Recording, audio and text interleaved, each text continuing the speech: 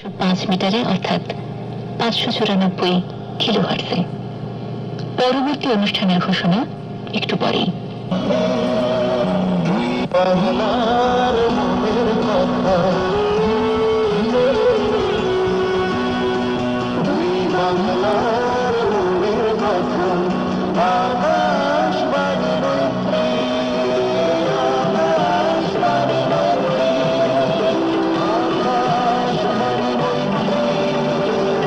আকাশবাণী মৈত্রী 594 কিলোহার্টজে শুনুন শোনান। মৈত্রী প্রচার তরঙ্গে এখন শুনবেন যুববাণী বিভাগের অনুষ্ঠান অল্প অল্প গল্প কথা। উপস্থাপনায় সুইটি প্রামাণিক। শুনবেন অল্প অল্প গল্প কথা।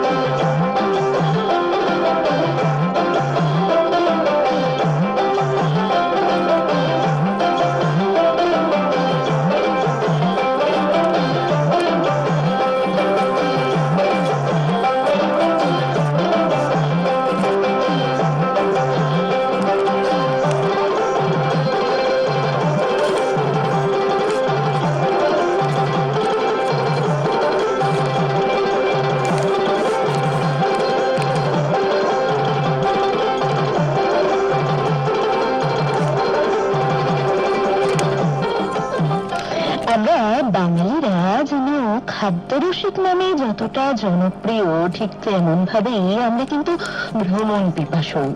আবার আমাদের আরো একটা পরিচয় আছে যে আমরা সাহিত্য প্রেমী।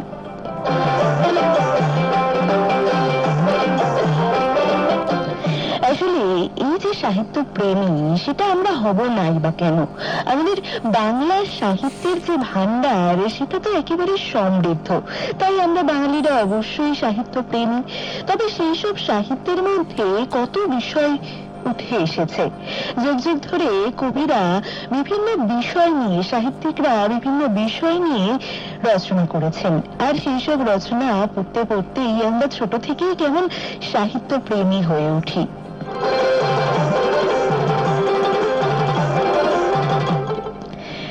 এই যে বিভিন্ন বিষয়ের কথা বলছি, এই বিষয়গুলোর মধ্যে আমাদের যে বাংলার 12 মাস, আর সেই 12টা মাসকে কেন্দ্র করে যে 6টা ঋতু রয়েছে, সেই 6টা ঋতুও কিন্তু রয়েছে। 6টা ঋতুর বিভিন্ন সময় বিভিন্ন রকম, বিভিন্ন সময় বিভিন্ন উৎসব হয় এই ঋতুগুলোকে কেন্দ্র করে। সেই সবকিছুই কিন্তু উঠে এসেছে কবি সাহিত্যিকদের রচনায়। বাংলা সাহিত্যে 6টি ঋতুর প্রভাব, আবেগময় কবিচিত্রের কাব্যিক সুষমার এক অনন্য চিত্র উপস্থাপিত হয়েছে যুগ যুগ ধরে।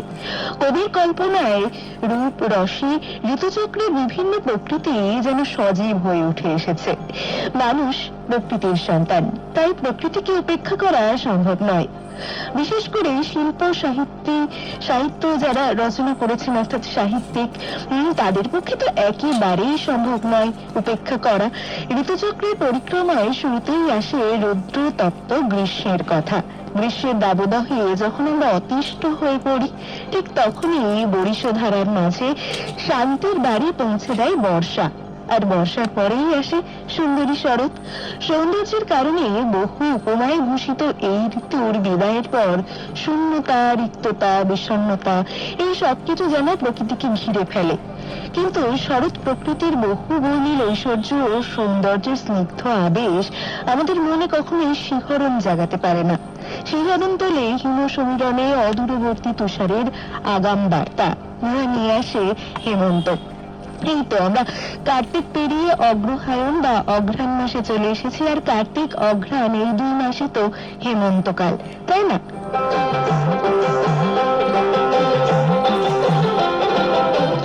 আর আর আপাত দৃষ্টিতে আমাদের অনেকের মনে হতে পারে কবিরা বোধহয় হেমন্তকে সেইভাবে ভাবেননি, সেইভাবে লেখেননি, কিন্তু এই ধারণা যে একেবারেই ভুল সেটা কিন্তু আজকের অনুষ্ঠান শুনলেই বোঝা যাবে। আজকের অনুষ্ঠানের বিষয় কবি সাহিত্যিকদের কলমে হেমন্ত।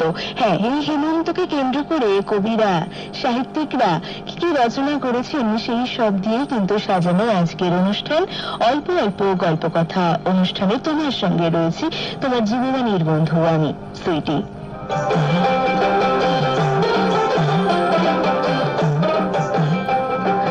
আসলে এই যে হেমন্তের কথা বলবো, কবিরা তো লিখেছেন হেমন্তকে নিয়ে, সে কথা তো বলবোই। তবে এই হেমন্তের কথা বলতে গেলে প্রথমেই আমাদের যে উৎসবটির কথা মনে পড়ে সেটা হচ্ছে নবান্ন উৎসব। সেই উৎসবটা কিন্তু হয় বিভিন্ন গ্রামে গ্রামে। এই সময় দেখা যায় যে নতুন ফসল ঘরে ওঠে, আর সেই আনন্দকেই উদযাপন করার উৎসবই এই নবান্ন।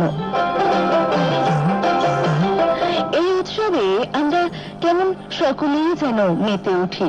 হেমন্ত ঋতুতে লক্ষ্মী দেবীর আশীর্বাদে রাশি রাশি ভাড়া ভাড়া কনক আভাময় পাকা ধান মাঠে মাঠে শোভা পেতে থাকে। প্রথমে নতুন ফসলের ঘ্রাণ কৃষাণের বুকে জাগায় নতুন স্বপ্নের দিশা, জাগায় নতুন প্রাণের স্পন্দন। প্রখর তাপদাহ উপেক্ষা করে যারা ফলিয়েছে সোনার বরণ ধান, ক্ষেতের আলে দাঁড়িয়ে তাদের ভেতর থেকে এই সময় বেরিয়ে আসে প্রাপ্তির নির্মল আনন্দ, হাসি, গান। আর তাই তো সবাই মিলে, গ্রামের নৌজওয়ান সবাই মিলে এই সময় আনন্দে মেতে ওঠে, গান গায় সকলে মিলে।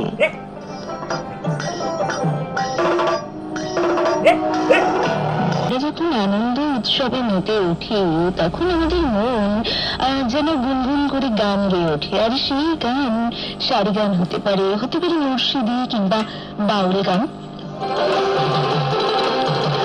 আমরা এই গানটি শুনছিলাম তপন রায়ের কণ্ঠে। ফিরে এলাম আজকের অল্প অল্প গল্প কথা অনুষ্ঠানের যে বিষয়, অর্থাৎ কবি সাহিত্যিকদের কলমে হেমন্ত, সেই কথাই।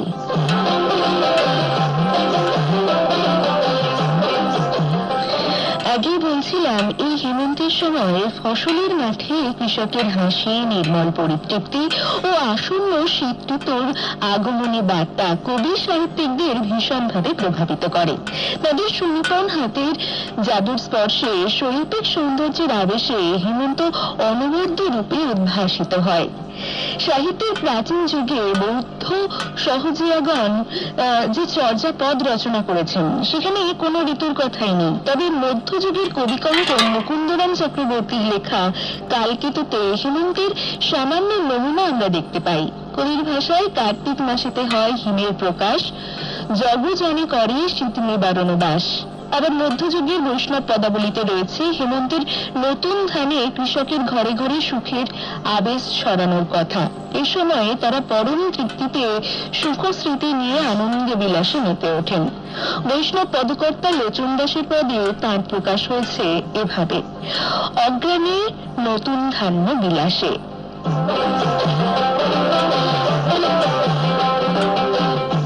গোবিন্দ দাসের রচিত পদে তৎকালীন গ্রামীণ সমাজের নিখুঁত ছবি ফুটে ওঠে। অগ্রণী কৃষাণের সমৃদ্ধি ও সুখের সময় কুলবধূরা স্বামীর ঘর থেকে বাবার ঘরে যান। তার রচিত পদে রয়েছে: আঘান মাস রাস রস সায়র, নায়র মাথুরা গেল পুরো রঙ্গিনীগণ। আসলে কৃষকের জীবনাচরণ আধুনিক বাংলা কাব্যের একটা বড় অনুষঙ্গ, এই নিয়ে বোধহয় আমাদের কারোরই কোনো সন্দেহ নেই। এই কারণে আমাদের দেশের প্রায় সকল কবি সাহিত্যিকদের রচনাতেই কোনো না কোনোভাবে হেমন্ত ঋতুর প্রসঙ্গ এসেছে। কারণ এই হেমন্ততেই তো পাকা ফসল ঘরে ওঠে। বিভিন্ন কবিদের কথা বলতে গেলে অবশ্যই আসে বাংলা সাহিত্যের কালোজয়ী কবিগুরু রবীন্দ্রনাথ ঠাকুরের কথা। হেমন্ত ঋতু নিয়ে তিনিও লিখেছেন বিভিন্ন গান ও কবিতা। বিদ্রোহী কবি কাজী নজরুল ইসলামও বাদ যাননি।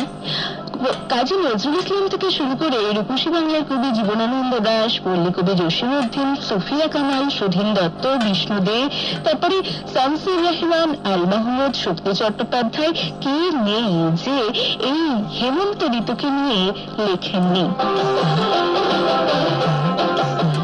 রবীন্দ্রনাথ ঠাকুরের অসংখ্য গান ও কবিতায় হেমন্তের বিশিষ্টতা ধরা পড়ে। তার কাছে হেমন্ত নিঃশব্দ, গতিহীন স্তব্ধতা এবং অবারিত শান্তির প্রতীক। কবিগুরুর কবিতায় হেমন্তের বর্ণনা আমরা এভাবে পাই: আজি হেমন্তের শান্তি ব্যক্ত চরাচরে, জনশূন্য ক্ষেত্র মাঝে দীপ্ত প্রহরে, শব্দহীন গতিহীন স্তব্ধতা উদার, রয়েছে পড়িয়ে শ্রান্ত দিগন্ত প্রসার, স্বর্ণ শ্যাম ডানা মেলি।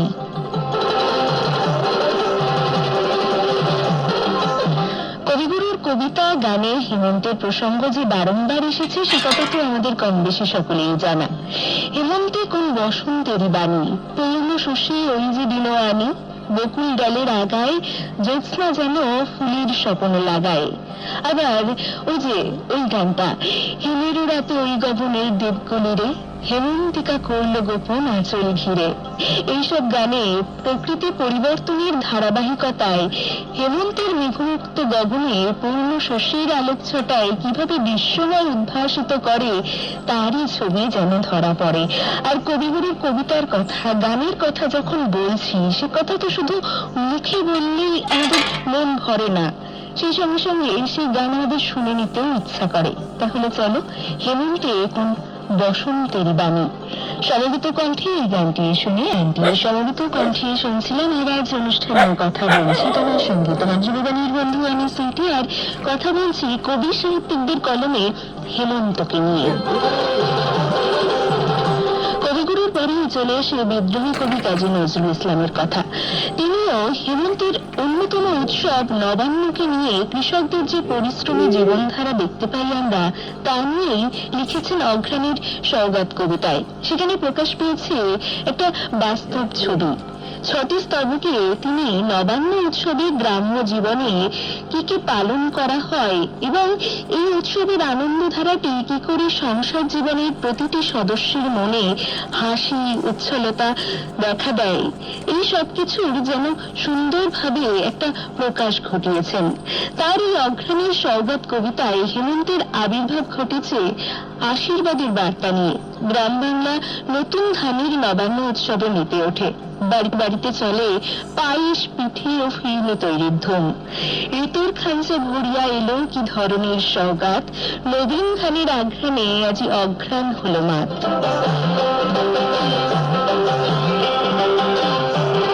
তবে শুধু তো নবান্নের কথাই নয়, তার লেখায় রয়েছে এই হেমন্তর প্রকৃতির বর্ণনাও। হেমন্তের ওই শিশির নাওয়া হিমেল হাওয়া, সেই নাচনে উঠল মেথি।